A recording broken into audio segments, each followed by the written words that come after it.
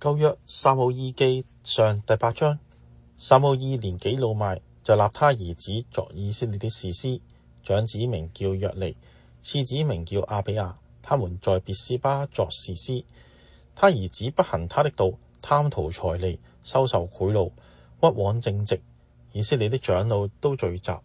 來到拉瑪見撒母耳，對他說：你年紀老邁了，你兒子不行你的道，現在求你為我們立一個王治理我們，像列國一樣。撒母耳不喜悅他們說立一個王治理我們，他就禱告耶和華。耶和華對撒母耳說：百姓向你說的一切話，你只管依從，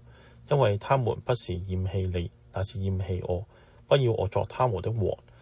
自從我領他們出埃及到如今，他們常常離棄我，侍奉別神。現在他們向你所行的，是照他們素來所行的，故此你要依從他們的話，只是當警戒他們，告訴他們將來那王怎樣管轄他們。撒母耳將耶和華的話都傳給求他立王的百姓，說：管轄你們的王必這樣行，他必派你們的兒子為他趕車跟馬，奔走在車前，又派他們作千夫長、150夫長，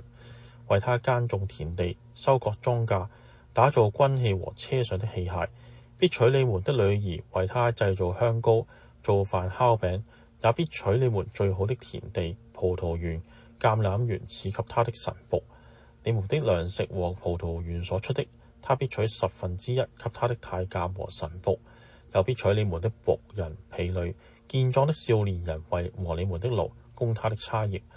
你們的牛羊群，他必取1/10，你們也必作他的僕人。那時你們必因所選的王哀求耶和華，耶和華卻不應允你們。百姓竟不肯聽撒母耳的話，說：不然，我們定要一個王治理我們，使我們像列國一樣，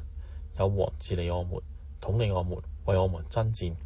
撒母耳聽見百姓這一切話，就將這話陳明在耶和華面前。